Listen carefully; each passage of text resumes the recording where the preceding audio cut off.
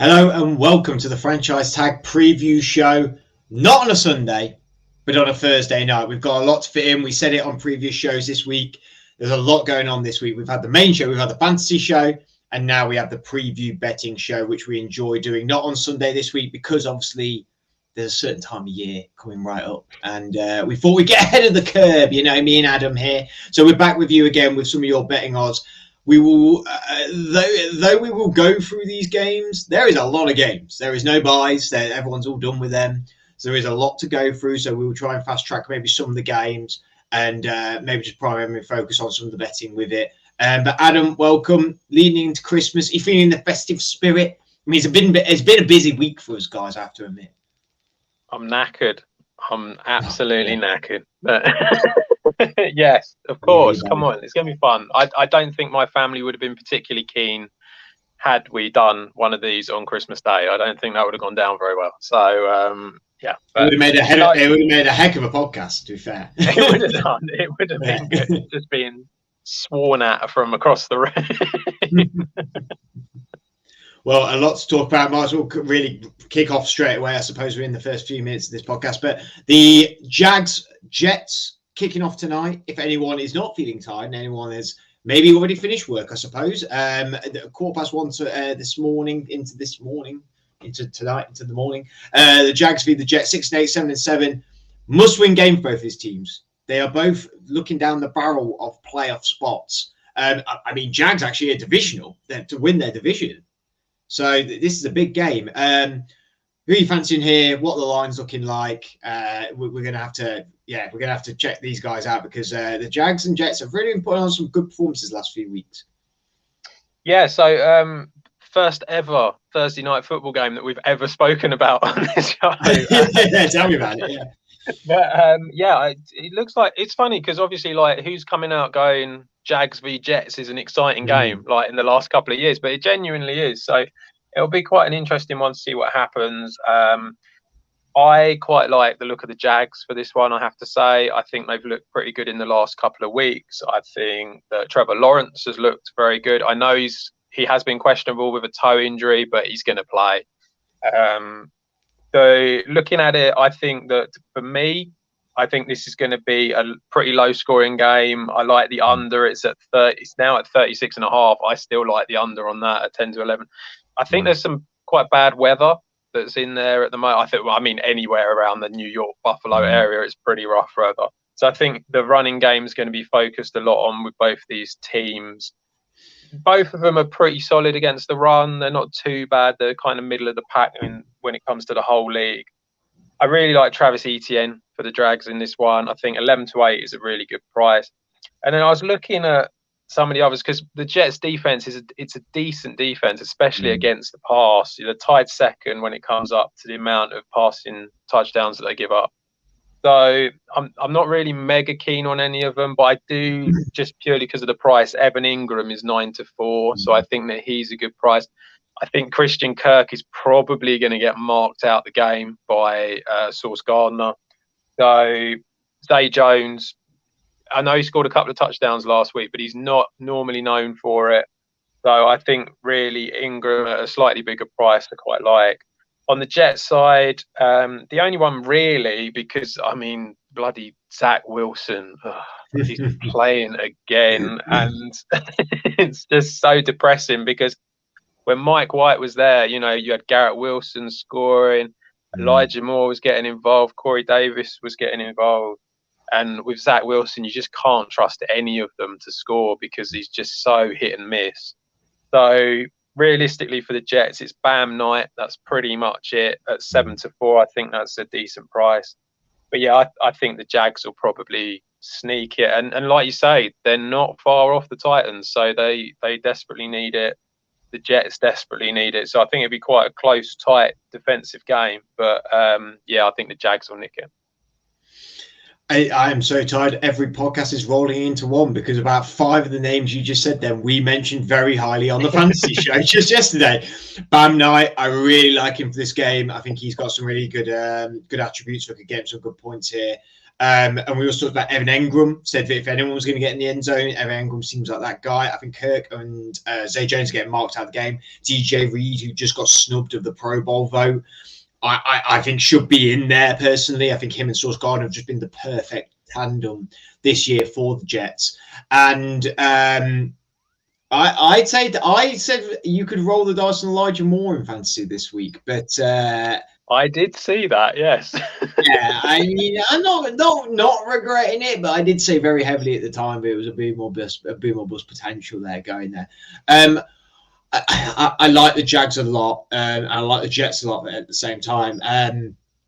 I edge for the Jags just because I think their offense is really rocking at the minute. I think they've got something going on. This Jets defense is really good, and like you said, when you got Zach Wilson in the pocket there.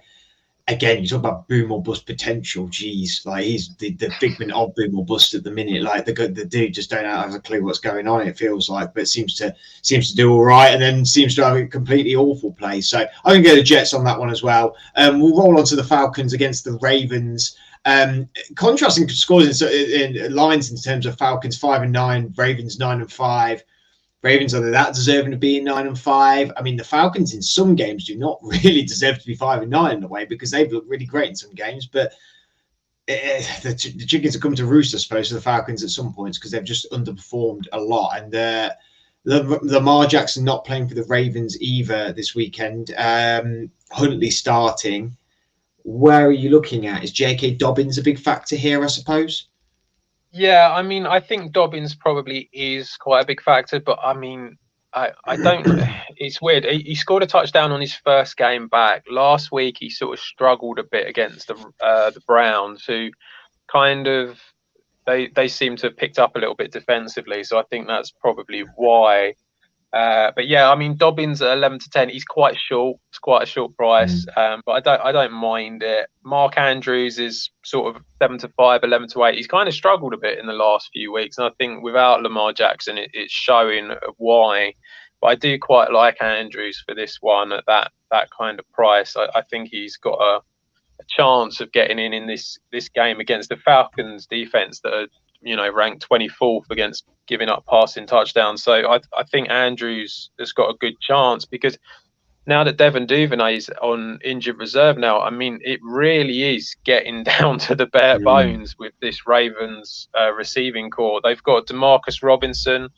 You could look at him. He's looked all right when he's been there, but he's not fantastic. He's kind of more of a move the chains kind of guy. So I'm not really mega keen when it comes to any of them apart from Andrews at 11-8.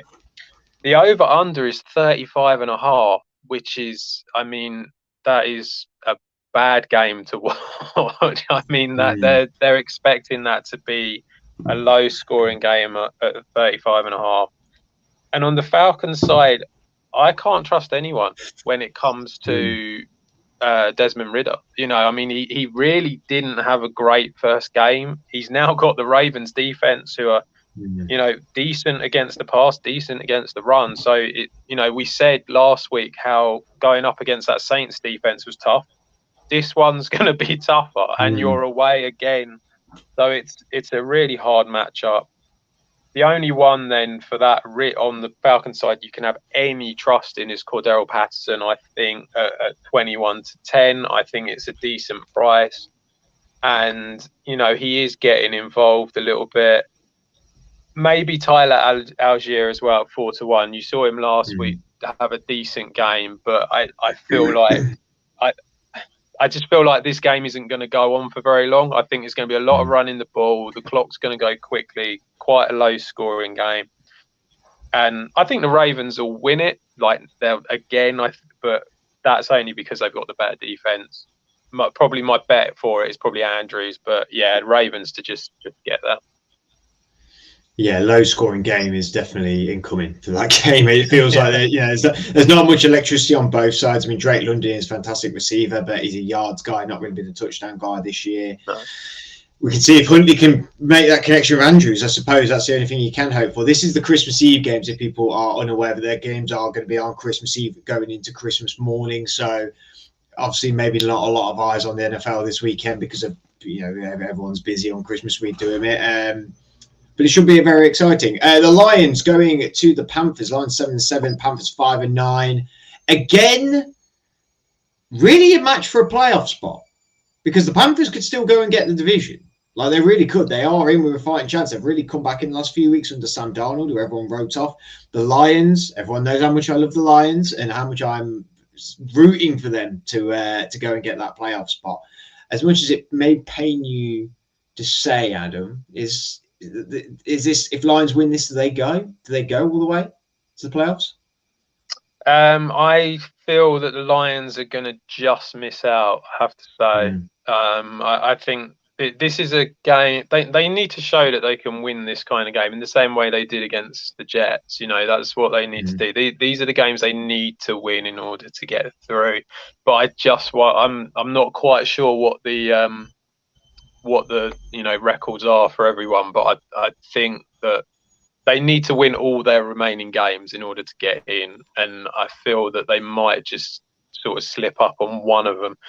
This one, however, I think they've got a very good chance of winning because the Panthers are not all that. They're all right, but they're not the best team out there. Defensively, they're pretty strong against the pass, which is useful, but they struggle against the run. They're 25th at giving up running touchdowns this season. And, you know, and they're coming up against the running back of the minute. Yeah. So who again got snubbed for the Pro Bowl. Yeah. Yeah. So, you know, I mean, you've got Jamal Williams at 6-5 and you've got DeAndre Swift at 5-4. I think both these guys are perfectly capable of scoring touchdowns this week. Also, on top of that, with the Lions, I know that I said the Panthers are good against the pass, but I do like Amon-Ra St. Brown in this one. I say it pretty much every week that I like Amon-Ra St. Brown, apart from last week. I think the Panthers' defense is gettable. So I think because of that I quite like him at 11-8. The problem where the Panthers are going to have in this particular game is that they like to run the ball. You know, this is something they seem to be wanting to do.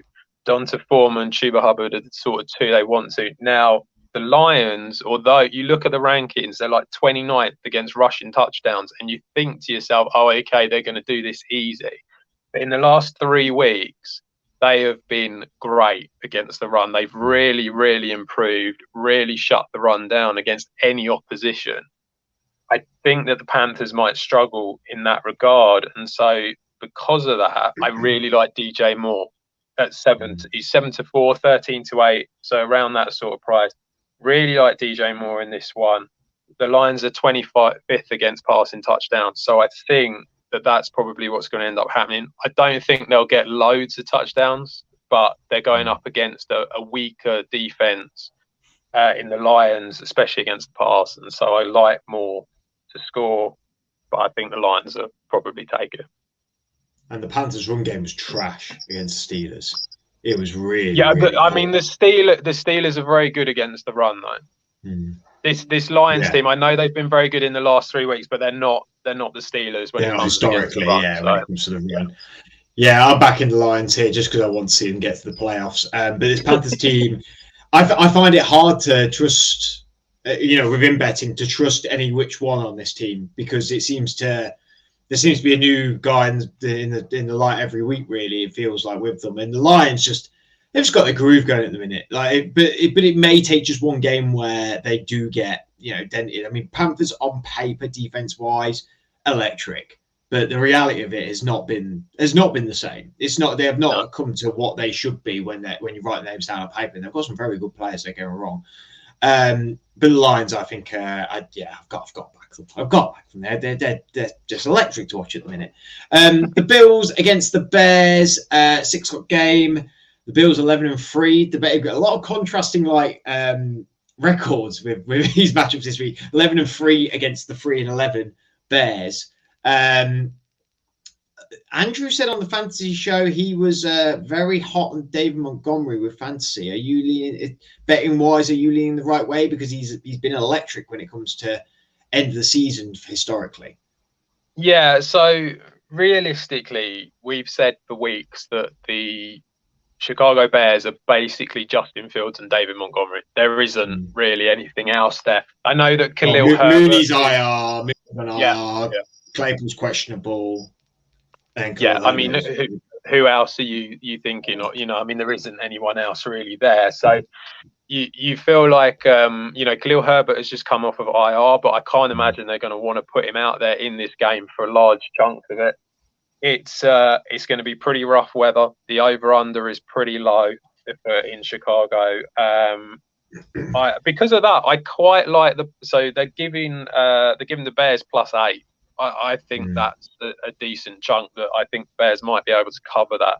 But 10 to 11, like the +8 on that.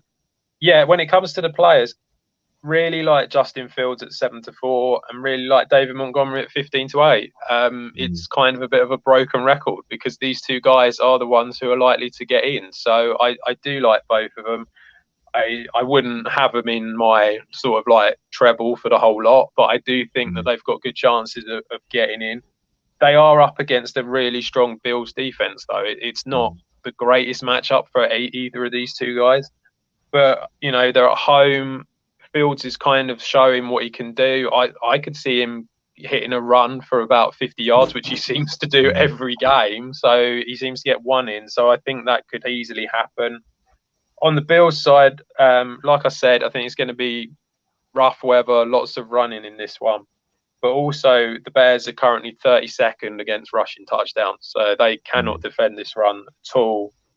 Singletary is 13-8, but the one that I really like is James Cook at 15-8. I think he's getting more involved in the game, certainly doing more. He scored last week. He's involved in the passing game as well, which, you know, he's likely to get more targets from that. The 15-8 I really like for James Cook. I think the Buffalo Bills win it, but I think that, like I say, I quite like the +8 for the Bears, so I don't think it'd be a big win. What's Josh Allen's odds for getting in?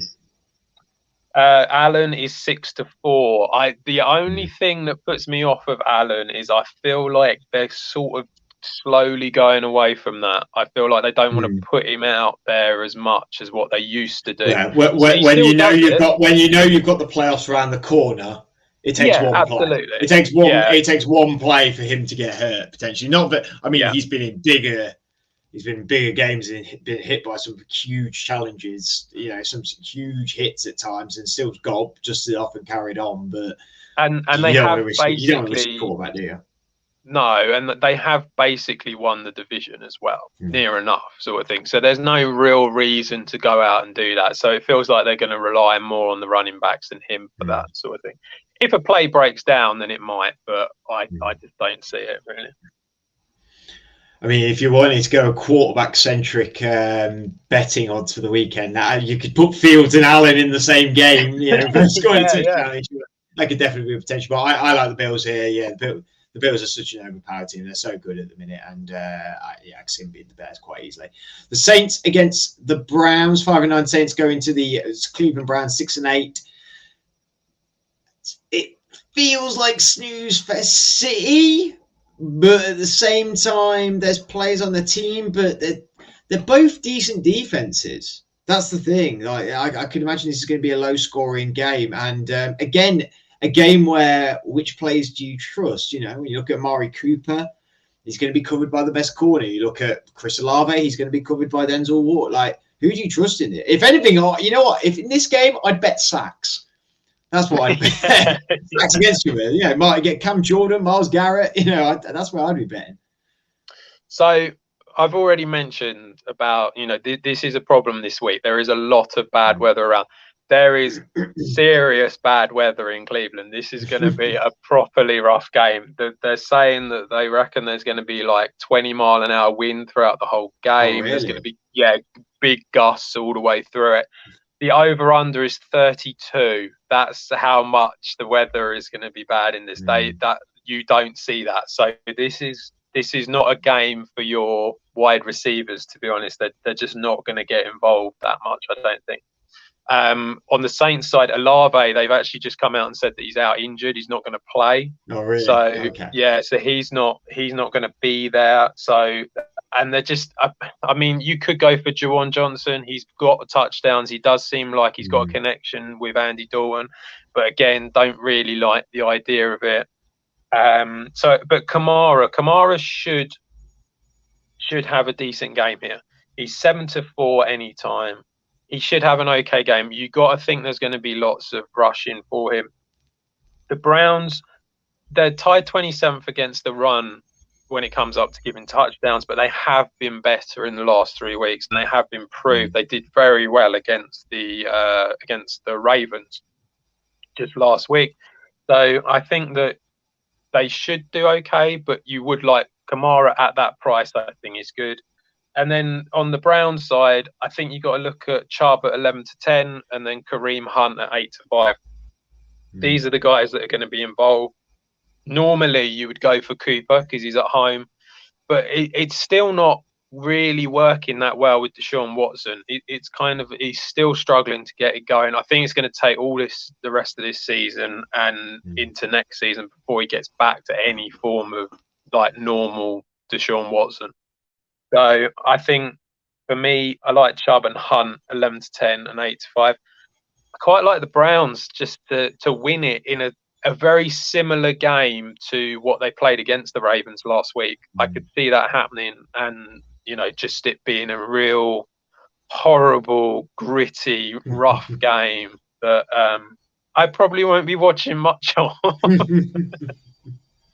I have to agree with you. I think the Browns in them sort of games can. I think they've got the names on their offense to be able to put them over the top. Well, not actually over the top due to the gale force winds that will be, but I trust Chubb over Kamara. I think he's a thumper. Yeah. Kamara might be a good running back, but he's not. He's a finesse running back, whereas Chubb is a thumper of a running back. So I'd stick with the Browns there as well. The Seattle Seahawks go into the Kansas City Chiefs.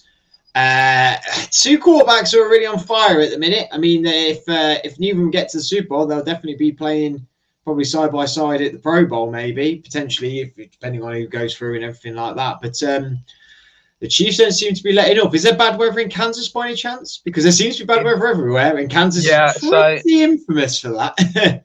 This one, there is bad weather, but it's not quite in the same way. So it's going to be very cold, apparently, in Kansas. So it's not quite as bad a thing. The wind is the problem. That's the issue for that. You can, everyone can pretty much clip that up, so that'll be fun. So, yeah, they still think that there's going to be quite a lot of points in this game just because you have got Mahomes and he is used to being in there, so that's not a problem. Seattle, not exactly like it's a really warm climate, so I think that they'll be pretty used to it as well. I don't think it'll be too bad for them. The one bet that really stands out to me is that Seattle, they're giving them +10 on the spread. So at 10-11, I think the Seahawks could cover 10 points in this game quite easily. That Chiefs defense gives up points. It really does. You've seen it against the Broncos recently. You saw it last week. I can't remember who they played, but they gave up points in that one as well. So I think it's going to be quite a high scoring game. Now, on the Seahawks side, Tyler Lockett he's out for the game, so he's not going to be around. DK Metcalf is 2-1. Now, I think that they've probably pushed out his odds because it's the Chiefs and because it's like they're away from home and all that. But 2-1 is a really good price for DK Metcalf. And then I really like Marquise Godwin in this game. He's going to be the number 2 guy there. So at 11-4, I think he's a good price as well. On the Chiefs side, I've been saying this for weeks. It's near impossible to pick the right guy who's going to score. There's so many of them, and you never know where Mahomes is going to go. The only one that I feel particularly comfortable with at the moment is Jerick McKinnon at 13-10. I think it's a decent price for a guy who's getting involved not only in the running game but in the passing game as well. And so I quite like him to do that. I think the Chiefs win it. I think they keep on rolling and keep winning, but I do feel like the Seahawks will cover it and have the +10. So yeah, I think Chiefs take it and just keep on going. It's actually probably one of the most interesting matchups of the weekend because I think Seahawks are number 1 defense in takeaways, aren't they? I think they are. They might not be number 1, but I know they're in the top. They're pretty high in it, yeah. They're pretty high in there. I mean, if there was ever a recent Hawks-Chiefs game that was going to be more interesting when you usually go Mahomes against the Seahawks defense is going to go to town. Actually, this game's The one where you go, okay, Mahomes might get caught here. And like you said, you think that Kelsey's going to score. Then he just gives it to Noah Gray. And, I'm not going to put my money on Noah Gray. And then Noah Gray scores. And then you go, maybe put someone in. Oh, Juju scores. And then if it's not him, it's MVS. But Joe McKinnon in the last few weeks has been the guy that it seems to be able to. I mean, he's made 2 spectacular plays in the last few weeks that have got him that touchdown, which sort of snipes you into going like, he could do that again, but he just might not get that great play again. It's a really tough game because then you go DK Metcalf, but the Chiefs defense isn't that great, but they're going to have a focus on on Metcalf. So Goodwin's also a reasonable player to go and take a look at. We'll look at the New York Giants against the Minnesota Vikings. Again, there's so much bad weather. All these games have been bad weather, surely. Like Minnesota can't be good. Kansas can't be good. Cleveland's probably bad. Chicago's bad. I mean, Carolina's probably all right. Baltimore's definitely bad. New York's bad. Like, so many bad weather games. But, so the Giants coming up against the Vikings. The Vikings who just won their division. Vying for maybe the number 1 spot, you could argue. Is it correct to put a mortgage on Justin Jefferson, or possibly? If I had a mortgage, if you had a mortgage. Look, I mean, I think with the Vikings, it very much is Dalvin Cook and Justin Jefferson. They're kind of the 2 guys. Cook is at 4-6, Jefferson's at 4-5. So the bookies know that this is what it is. I really like Jefferson in this one. I think you have to like Jefferson in every game. And Cook I think has got a really good chance. He's going up against the Giants defense that is tied 20th against rushing touchdowns. So I do feel like that he's got a good chance of getting in. On the Giants side, it's really difficult. It is pretty much Saquon Barkley. It's what I've been saying for weeks, that is all it is. And at 20-21, he's very short, considering he's going up against the Vikings team, who I know the defense isn't great, but against rushing touchdowns, they're not too bad. They're about middle of the pack. If you're going to get the Vikings, it's normally over the top. And the Giants just don't really have these guys. This is the problem. They've got Isaiah Hodgins. They've got Richie James. They're both 7-2. You could go down that route, but they are very big prices for them. But I don't trust Daniel Jones when it comes to being able to get it done. And so I think because of that, I do like the Vikings. I like the under. It's at 48 points at the moment. It's quite high. And like you say, there's bad weather everywhere. And Minnesota, I think because they're in the dome, that's probably why the points have held up. But I just feel like even if it was, even in a dome, I think under 48 is probably a good shot at 10-11. But yeah, I mean, the one that I really like is Jefferson, just under even money. I think that's worth it. And then I think the Vikings will just keep on going. I mean, the Vikings have been 2 back-to-back quite high-scoring games, haven't they? So they're going to be, that points differential is going to go up. I completely forgot Vikings playing a dome as well, so the weather won't affect them. Obviously, very climate control. I would be very interested in Isaiah Hodgins. Be definitely very interested in having him in Aki. I'd be happy to have a free player, 4-player Aki with him in. I'd feel quite confident with that. Yeah, I think both Hodgins and James, I think they're both like decent options. I really do. It's just that, like I say, it's not them that's the issue for me. It's Daniel Jones, and it's just that the Giants just don't put up enough points. It's like you might get 20, in which case you're probably looking at 2 touchdowns. It's like it's tough. And I'm not saying Saquon scores every week, because he doesn't. But like if Saquon was to score, that really kind of narrows it down to just the one, and where is he going to go with it? And you've got Bellinger back now as well, and that's another one that could go in. It's just very hit and miss with the Giants as to what they're doing, and that's the reason why you probably steer away from it. I'm sticking with the Vikings winning there as well. If I feel like we're both more or less saying that, weren't we? So to speak. Cincinnati Bengals go to the New England Patriots again. Bad weather, more bad weather in New England, I can imagine. Cincinnati Bengals find their way, got the right players back fit. Joe Mixon back, Jamar Chase back, and playing at a good level again. Patriots losing their way a little bit. Very frustrated. Mac Jones at the minute. It's every game he seems to be more and more pissed off by somebody in New England. I don't know whether it's Bill or maybe it's Matt Patricia, or I just don't know. But again, when you talk about like, it's hard to bet on that any singular one person with the Chiefs. That's sort of always been the same with me and the Patriots. But the Bengals, they're rolling at the minute. I mean, you can be confident about a lot of their players, right? Yeah, I think you can with the Bengals. They're, like you say, the last few weeks, I mean, it was Chase, Higgins and Boyd all got in last week. I'm not saying that's going to happen every week, obviously, but like they are definitely worth having a look at. So Jamar Chase is 5-4. I think it's almost like if Jamar Chase is one of these players, if you can get even money or better, then you back Jamar Chase. I think that at 5-4, he's definitely worth having a look at. T Higgins as well at 8-5.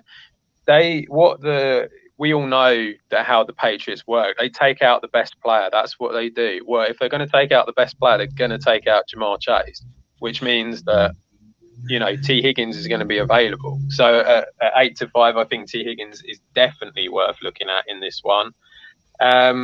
You know, Tyler Boyd, I'm not as convinced with. He doesn't get involved as much. He's 5-2, which is why he's the bigger price. So I'm not overly fussed with Tyler Boyd, I must say. But as we saw last week, he did still get in. He is still going to find weeks when he does. But in this matchup against the Patriots defense, that's decent, not great against the pass, but they're pretty good. And they're going to be like, you know, they're going to be at home as well. I think I'll probably avoid Boyd in that one. The other one I would avoid personally is Joe Mixon. I wouldn't be going with Mixon in this game. The Patriots are number 1 against rushing touchdowns, so they are going to stop the run. They're very good at that, and so I'd probably steer clear of him, given that he's only 6-5 as well. On the Patriots side, there's just not a lot. I mean, you're going up against this Bengals defense, which is getting better and better, and they're a very strong team. I mean, if Ramondre Stevenson is playing, then you probably want to be going for him at 11-10, but I wouldn't be getting too excited about it, I must say. And then after that, there's just not really anything there. It's very hit and miss amongst it. I mean, you're looking at some big odds for some of these guys because they're just not really getting the ball. And like you say, Mac Jones is struggling and it's just not really working. One bet I do like, the Bengals at -3 at 10-11. I don't think that's very big. I'm surprised that the Bengals are only -3 on the spread. So I do quite like the look of the Bengals for that. I think they win it quite, not mega comfortably, but relatively easily. And I really like Higgins again. I'd agree with you. Yeah, but take it from someone who's had Tyler Boyd all year in fantasy.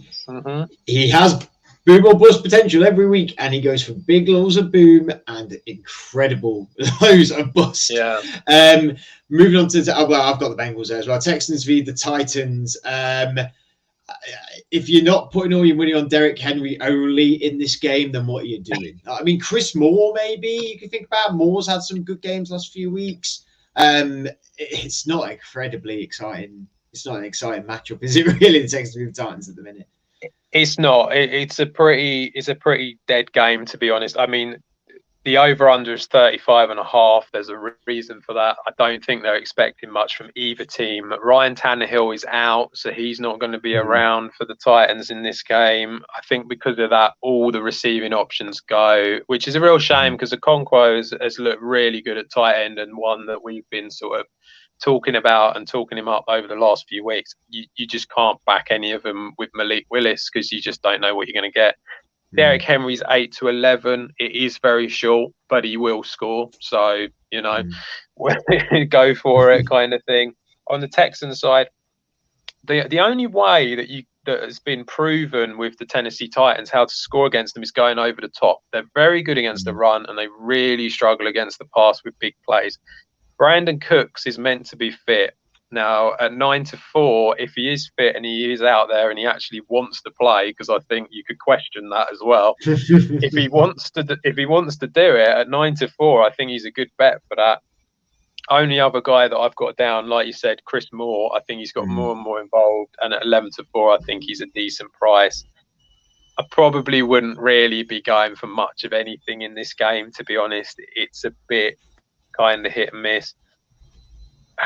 Apart from Derrick Henry, he's the only certainty in this game, and I think the Titans are just going to run all over the Texans all game long, and Henry is going to just score loads of yards in this, I think, and the Titans will win it, but Derrick Henry will really be the reason that they win it. Yeah, they're both. It's weird, but I just don't find Titans exciting at all at the minute. They don't drag me to a TV screen to watch them, and the Texans even less so, for that matter. So yeah, I'm going to go Titans as well because Derrick Henry, and again Derrick Henry, I think is going to run all over the Texans this game.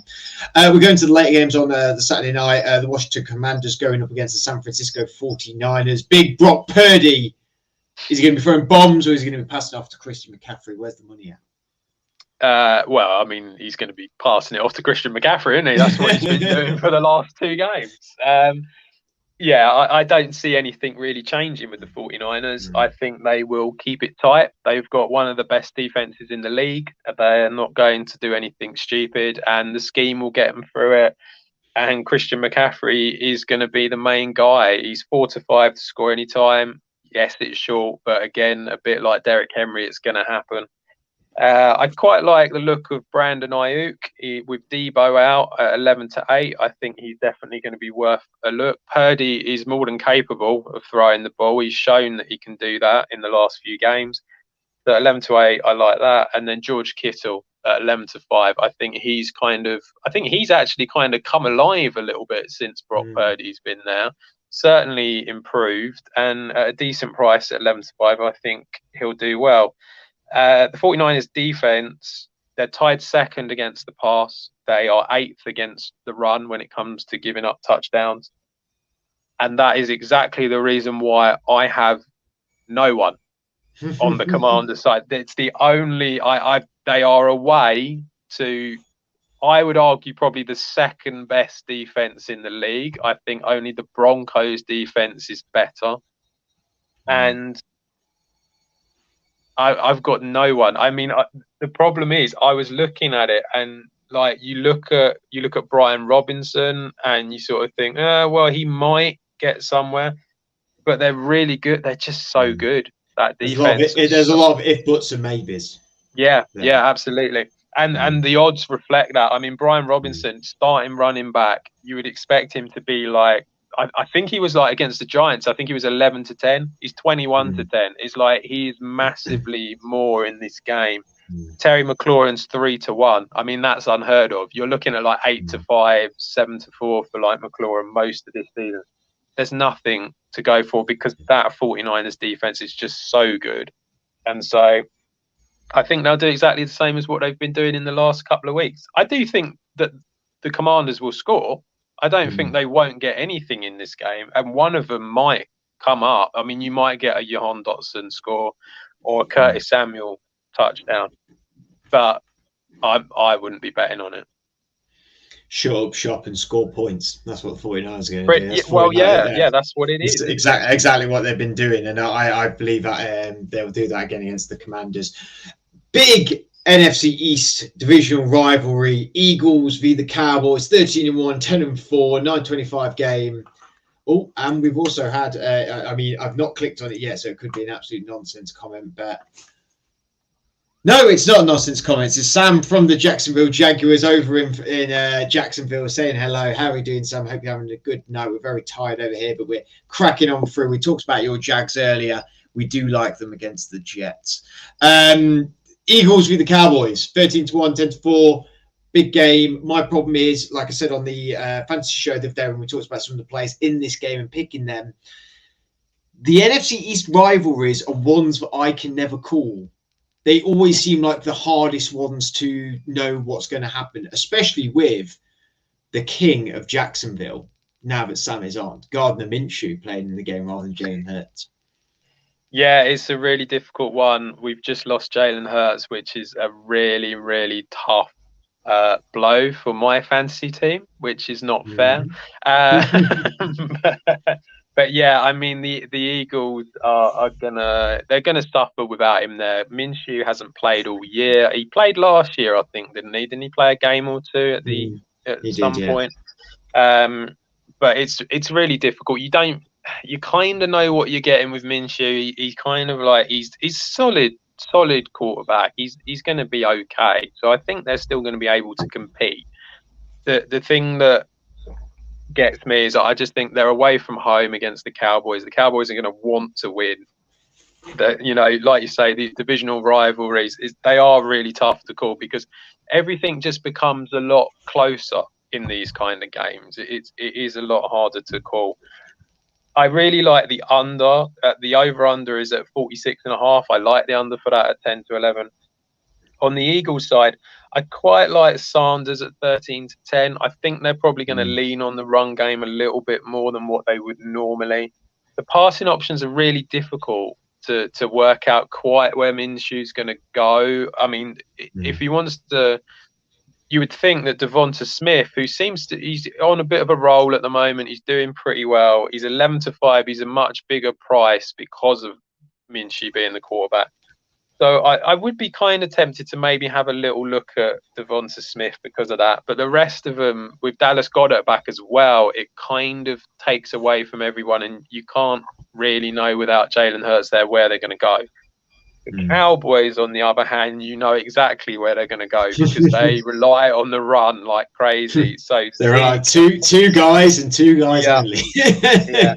So Ezekiel Elliott, Tony Pollard, both 20 to 21. They are really short. Wouldn't be getting too excited about doing it. But at the same time, I think they're kind of the guys that are going to really make a difference.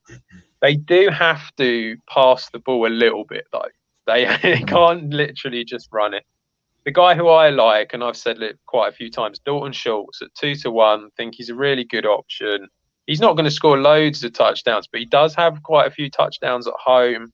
And the Eagles' defense, they're pretty decent. They're tied 10th against passing touchdowns, so they're a decent defense. But I do think that they may sort of fold a little bit in this game because I think you're going to get two defenses go really hard against each other in this game. But eventually it'll start to turn one way, and I think that way will be the Cowboys. Lots of games still to go. I would like the Eagles just because of how they're playing. I just think they're the better defense. And they'll come up and come up over the Cowboys. And also, I've been incredibly negative about the Cowboys recently, so I probably should carry on with that trend, really. Really, I usually say in the show we've got about 5 minutes left. Probably got about 15 minutes left. Still quite a few games to go through, but we'll try and rattle them out. Don't worry. Rattling into Sunday night, into Christmas morning. Santa will be coming down the tree at this point to hang up and to give you presents from the Las Vegas Raiders and the Pittsburgh Steelers, both 6 and 8. I've said I put my money on singular plays in a few games today. I'm going to do it again. Put your money on Davante Adams now. Because we are so bad against the pass that Adams is easy money here for me. Easy money. So this is another game that they seem to be thinking could be affected by the weather as well. I think that they're a little bit concerned about it. You can see that with the odds. So Davante Adams is currently 6 to 4. That is a massive price for Davante Adams. You do not see that very often. And so I think because of that, you do want to look at that because I think that he's got a really good chance of getting him. On top of that, Josh Jacobs is also 6 to 4. Now, I get that the Steelers are very good. They're tied second when it comes to giving up rushing touchdowns. But I do think that Jacobs is going to see a lot of action in this game because of that. And eventually, I think they will probably break a little bit because of that. I can see him getting quite a lot and maybe not so much of the passing. Derek Carr's been a bit hit and miss in the last few weeks. So I think Jacobs is going to have a pretty big game in this one. The only other guy on the Raiders side that I'm kind of interested in, and that's purely because of the price, he's 100 to 30. I really like Darren Waller at that price. I just think he's a big-bodied receiver that has got a chance of getting in if they can get close to the touchdown line, and that's pretty much it on the Raiders. It's kind of Adams Jacobs is what we've been saying for the last few weeks now. On the Steelers side, I think Najee Harris is starting to look a bit better. I think he's been doing all right. He's 7-5, which is quite a nice price. The Raiders defense is tied 20th against rushing touchdowns, so I think he's worth going for. Now, you're going to have to help me out here. Who is going to be the quarterback? Because is Kenny Pickett coming back? I from what I'm gathering, he will miss 2 weeks, I think. But is this you relying on wide receivers? Yes. See, people have said, obviously Mitch had 3 interceptions in his first game, which I get is completely bad, but he's been getting the ball to Johnson. He has been getting the ball. I've watched the games. He's been getting the ball to Johnson. And that's, so really, you sort of want him to play in a way if you get, but so, Pickett, if you got Pickett, you're relying on Harris. If you have Trubisky, I think you're still relying on Harris, but I think there is that element of, I don't think Pickett and Johnson are quite connected just yet.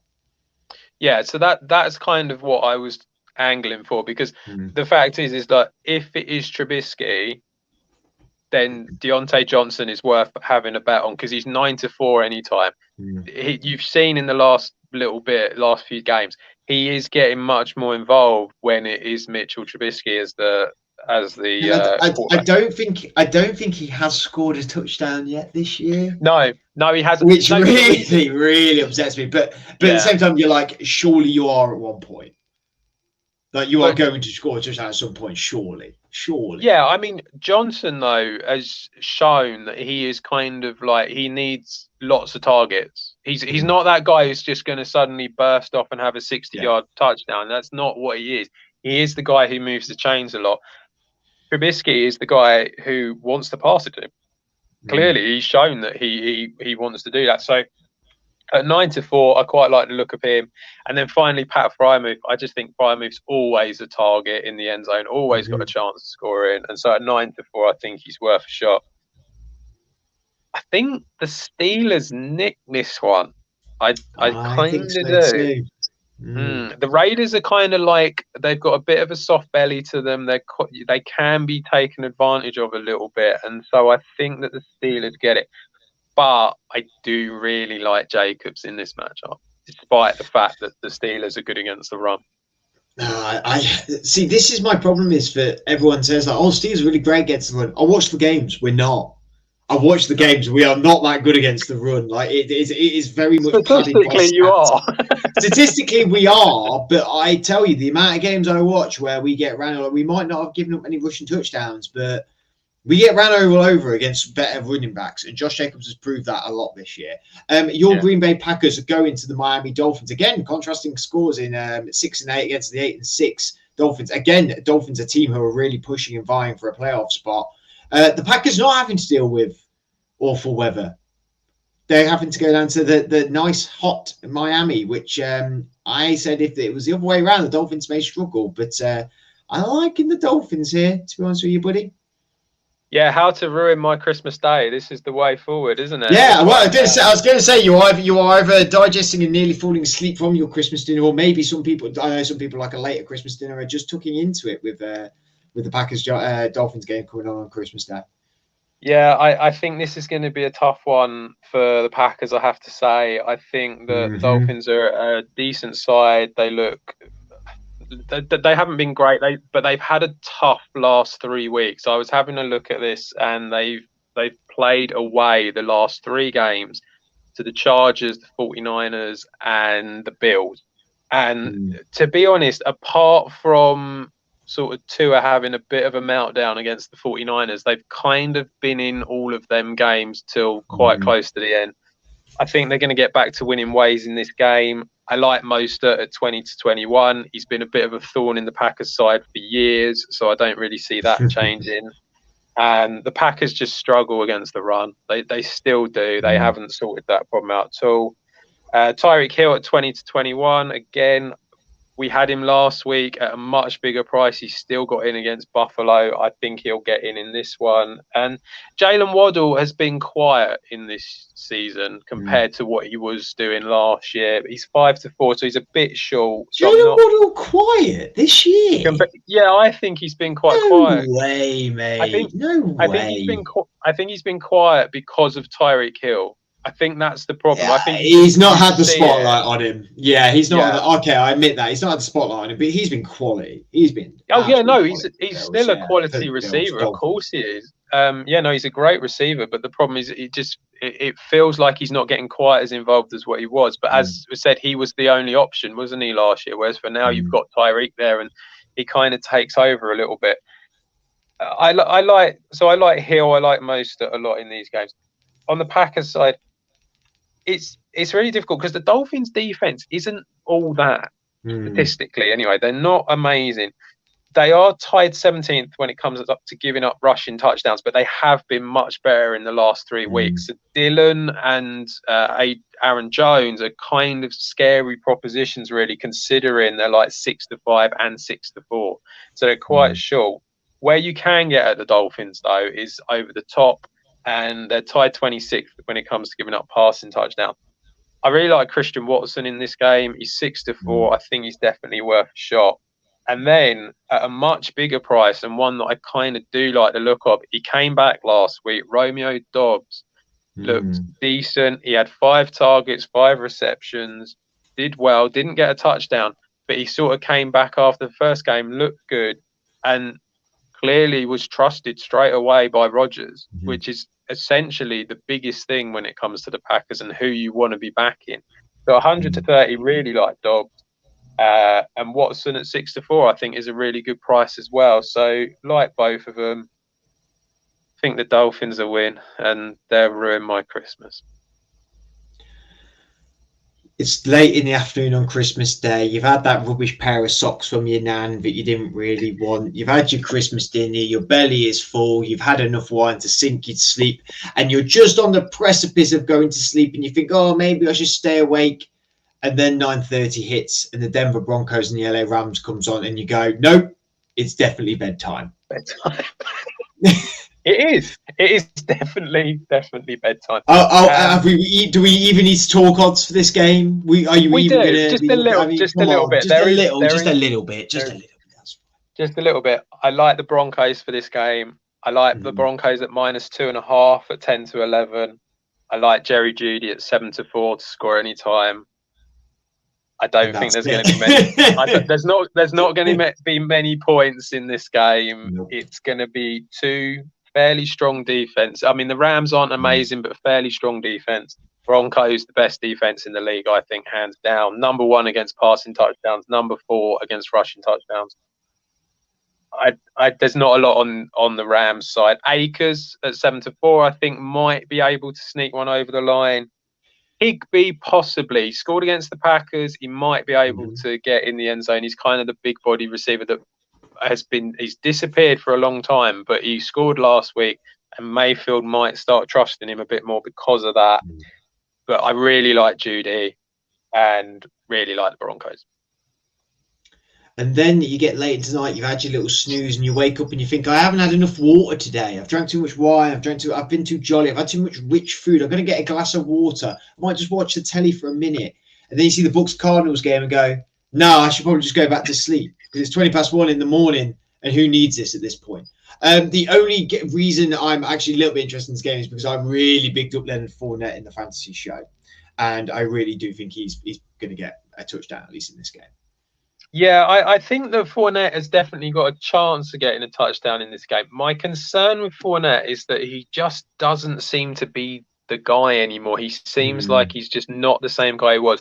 On top of that, he's 13-10, so he's a very short price, and that kind of puts me off a little bit. But I completely get the logic behind it. The Cardinals are tied 27th against rushing touchdowns, so they are very weak against it. Having said that, they're weaker against passing touchdowns because they're tied 29th. So they're pretty bad. I've been saying for weeks, I think the Cardinals defense has completely jacked it in for the season. They've just, apart from JJ Watt and Budda Baker, I think they've given it up completely. And So I think because of that, there are options on the Buck side.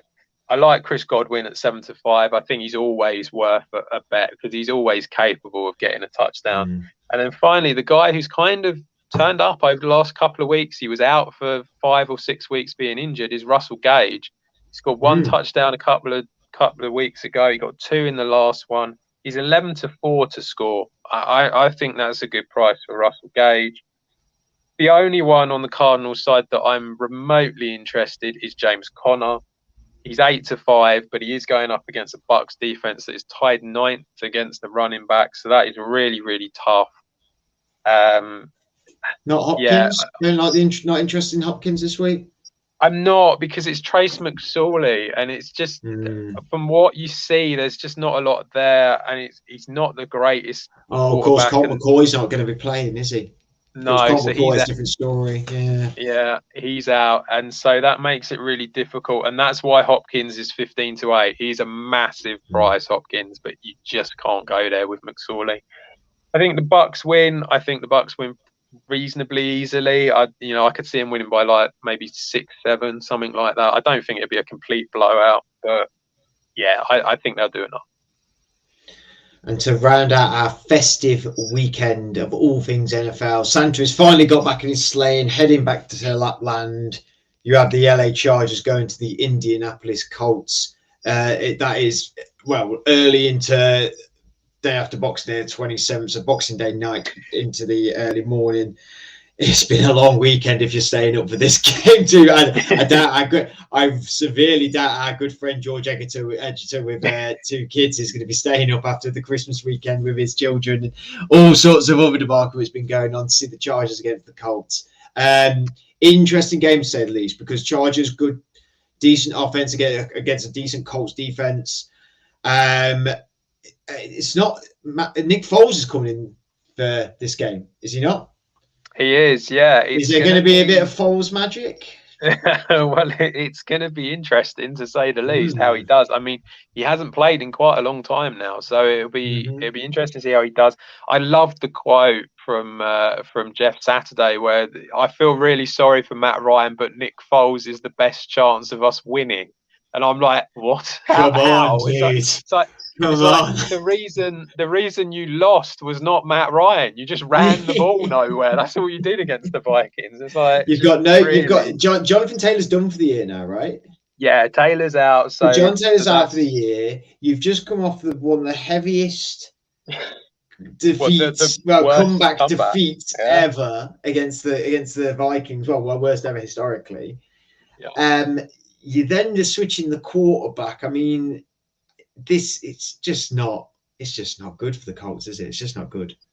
It's not. It's very bad, and it's really difficult to kind of have anything to bet on when it comes to the Colts, to be honest. I always go for Michael Pittman because I think he's a very talented receiver who Foles is capable. We all know that Foles is capable, so he might be able to find him at 2-1. I think he's a very good price. Now, obviously, you said Jonathan Taylor's out. Zach Moss got an insane amount of carries in that game because they were so far ahead and did nothing with it. He was atrocious. So I'm kind of hoping that they work out that they should go back to Jackson, who has looked okay. He's done all right, hasn't he, this season? When I picked him up in fantasy when Taylor was injured for them 2 games, he was electric. He got me like 25, 30 plus points each game. So I would hope that's where they would go. He's 2-1, so I think he's a good price, and I'd hope that he'd get most of the carries. But how are the Chargers against the run? So they struggle. It's kind of been something that we've always sort of said about them. They're a little bit better than what they were in previous years, but they're still tied 20th against rushing touchdowns. So I think they do struggle a little bit. So I would be keen on Jackson at 2-1. I think he would be worth having a look if I could trust the coach to actually do the right thing, but that might be a bit of a problem. On the Chargers side, I personally think it's Austin Eckler at 8-11 and then Keenan Allen at 13-10. I think they're the 2 main guys that you want to look at. I do like Mike Williams, but he didn't really turn up last week. And this is the problem with Mike Williams. He will either have a great game or he'll have a game where he's just completely disappeared. He's 7-5, so he's not exactly a big price. So I wouldn't really be going there, to be honest. But yeah, I like Eckler, I like Allen, and I think the Chargers will win it, and the Colts will just carry on depressing George, and it's just not going to be good. Playing for that pick. Playing for the pick. Just get that nice early pick for you to then reset. Thank you, Adam, for all that betting advice. Obviously, as always, gamble responsibly. Don't be spending all your Christmas money all at once as Santa has bought you. We will be Adam will be putting his early game picks and his late game picks on our social media. Just make sure you check them out, and you can check this video out the whole time. Like and subscribe to us on YouTube and on all social media platforms. Thank you, as we're going very slowly into the new year, and thank you for all your support that you've had to us up to this Christmas point. We're going to be obviously having a few days off now, enjoying our Christmas. We'll be back next week for our usual schedule. We've had a very, not tough, because doing podcasting is not tough, but it's been a very tiring few days. Adam, thank you for coming on as much as you have done, and to yourself, Adam, to everyone out there, everyone that has been listening to us this year, thank you very much. Have a great holiday and Merry Christmas to you all.